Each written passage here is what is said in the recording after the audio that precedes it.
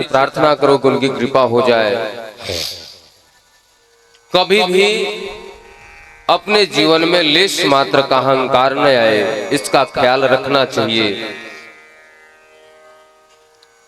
हमेशा यदि आप प्रार्थना कर रहे हैं, अपने मन में हमेशा गोविंद नाम सुमिरन कर रहे हैं, तो आपके अंदर अहंकार नहीं हो सकता। नहीं तो इंद्र बन जाओ चाहे ब्रह्मा बन जाओ, अहंकार से नहीं बच पाओगे आप। इसलिए यदि अहंकार से बचना है तो नित्य प्रतिदिन आप यही प्रार्थना करो कि राधा रानी आपकी हमारे ऊपर कृपा बनी रहे। एक बार मैया कुछ प्रसाद बना रही थी। कन्हैया जा करके पूछते हैं, मैया आप क्या बना रही, किसके लिए बना रही हैं? मैया कहती, लाला जय जय को भोग बना रही हूं। बोले कौन जय जय? बोले इंद्र देवताओं की पूजा करनी है, इसलिए उनके लिए प्रसाद बनाया जा रहा है।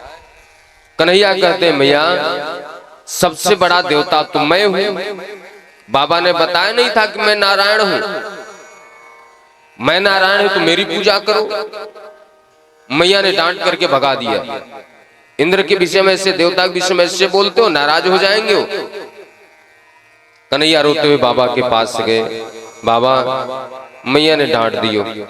क्यों? बोले मैया प्रसाद बना रहे थे, मैंने कहा कि मैं नारायण हूं, मुझे भोग लगा दो, तो मैया ने डांट करके भगा दिया।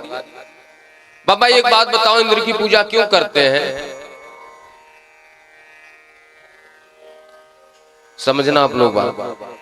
कुछ पाखंडी, कुछ नालायक लोग आज भी हमारे समाज में हैं, जो कहते हैं कि मूर्ति पूजा नहीं करना चाहिए। पूजा करवा कौन रहा है? कन्हैया। या भोलेनाथ की पूजा स्थापना किसने करवाया? राम जी ने। लेकिन जिनको पता नहीं है धर्म क्या है, भक्ति क्या है, ज्ञान क्या है, समाज क्या है, उस तरह के ज्ञानी इस तरह की बात करते हैं। बहुत सारे ऐसे संस्था हैं जो निराकार ब्रह्म को लेकर के चल रहे हैं। यदि उनसे मात्र इतना ही पूछ दो, निराकार शब्द का अर्थ बताइए, तो उनके पूरे खानदान को लग जाएगा, नहीं बता पाएंगे। निराकार मतलब क्या होता है? दो शब्द तो कोई भी बता सकता, जिसका आकार नहीं उसको निराकार बोलते हैं। लेकिन संदर्भ में जाइए इसके, निराकार शब्द की उत्पत्ति कहां से हुई, निराकार शब्द, निराकार ब्रह्म का मतलब क्या है, तो बड़े से बड़े विद्वान भी फेल हो जाएंगे। यदि गोविंद हमारे सामने सगुण बन करके आए हुए हैं, तो उनकी पूजा न करें हम, और आसमान में लटके हुए देवता की पूजा करें। बोलो राधे राधे। हैं आचार्य, ज्ञानी आचार्य उद्धव के भी ज्ञान के यहाँ पे चिथड़े उड़ गए हैं गोपियों के सामने। कन्हैया कहते, मैया इंद्र की पूजा क्यों करें? हमारे सामने गोवर्धन जी महाराज हैं, वृक्ष हैं, नदियां हैं, अर्थात प्रकृति की पूजा करवाई है गोविंद ने।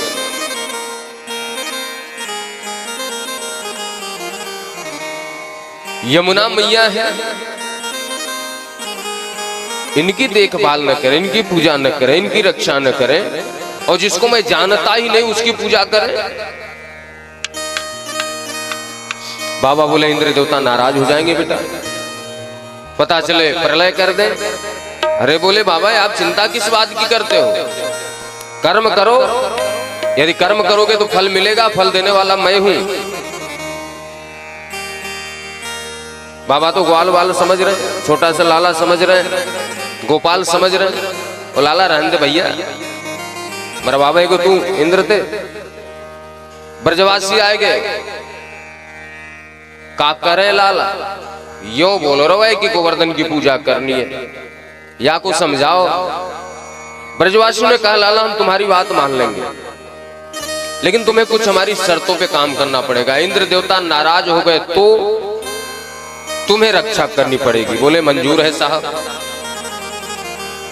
तुम्हारे गिरिराज को साक्षात दर्शन देकर के प्रसाद ग्रहण करना पड़ेगा। बोले मंजूर है साहब, चले। सारे ब्रजवासी नंद बापा गोपाल को लेकर के गिरिराज जी महाराज के पास पहुंचे। हुई देवर्षि नारद जी को कहा गया झगड़ा लगाने वाला है, जहां पे झगड़ा न हो रहा हो वहां पे भी चले जाए तो झगड़ा हो जाए, लेकिन ये विनोद में कहा गया है। संतों ने कहा वास्तविकता ये है नारदो देव दर्शनम, जिसको नारद का पहले दर्शन हो गया उसको भगवान के पास जाने का टिकट कंफर्म हो जाता है। नारद का मतलब हमारे ब्रज में कहते हैं नारद, जिसकी बात रद्द न की जा सके वही नारद है। और जिसको भगवान का दर्शन करना हो नारद जी से प्रार्थना करो, तुरंत पत्र भेजेंगे, भगवान का तुरंत दर्शन होगा। नारद जी पहुंचे इंद्र देवता के पास, बोले आप तमाशा करो, यहाँ नाच तमाशा करते रहो, अब आपकी पूजा वहां पे नहीं होगी मृत्युलोक में। बोले क्यों? और बोले ग्वारिया पत्थर की पूजा करवा रहा है। ये मूर्ति विग्रह जो है माध्यम है अपने प्रभु को प्राप्त करने का, अपने ध्यान को केंद्रित करने का। यदि आपके सामने कुछ नहीं तो आपका ध्यान भटकेगा, लेकिन यदि एक सगुण रूप में भगवान सामने है तो आप केंद्रित होकर के उनका ध्यान कर सकते हैं। वो पत्थर की पूजा करवा रहे हैं महाराज, आपकी पूजा नहीं हुई। इंद्र देवता को क्रोध आ गया, अपने गणों को आदेश किया कि जाकर के इतना मूसलाधार वर्षा करो कि सारा ब्रज डूब जाए, समाप्त हो जाए। गणम सांवर्तकम नाम मेघा नाम चांतकारिणम।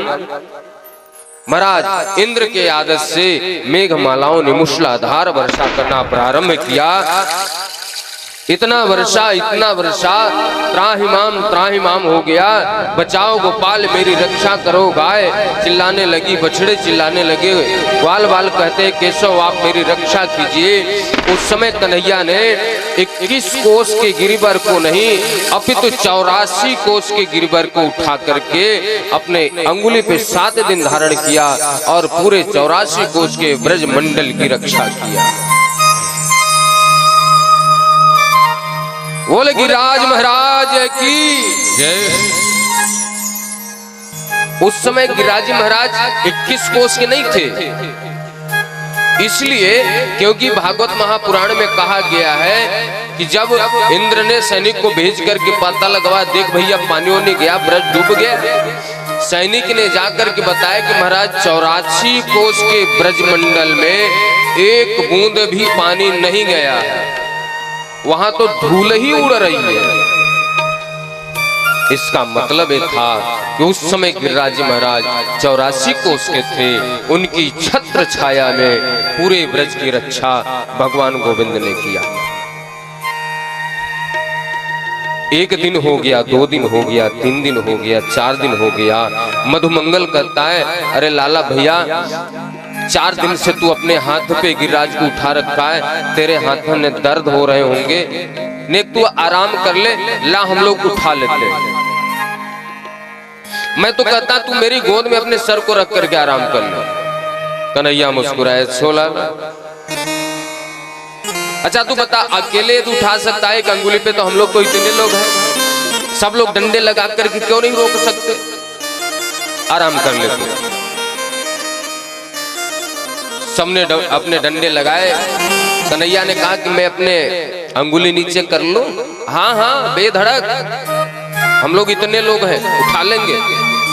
तो मेरे कंधे पे अपना सर रख करके सो जा। कन्हैया ने कहा सोच समझ ले। अरे बोला तो हल्की सी अंगुली नीचे की, महाराज जितने ग्वाल वालों ने डंडे लगाए थे सब टूट गए। अरे भैया पकड़ नहीं, गिर जाएगा सर के ऊपर। बोले अभी तो बड़े हाँक रहे थे, उठा लेंगे।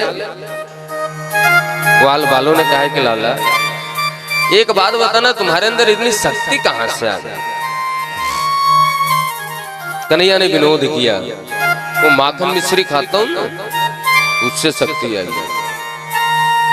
चोरी कर करके दही के लौंदे खाए, मक्खन के लौंदे खाए, उससे शक्ति आई। राधा रानी ने कृपा कर दिया तो गिरबर को उठा लिया।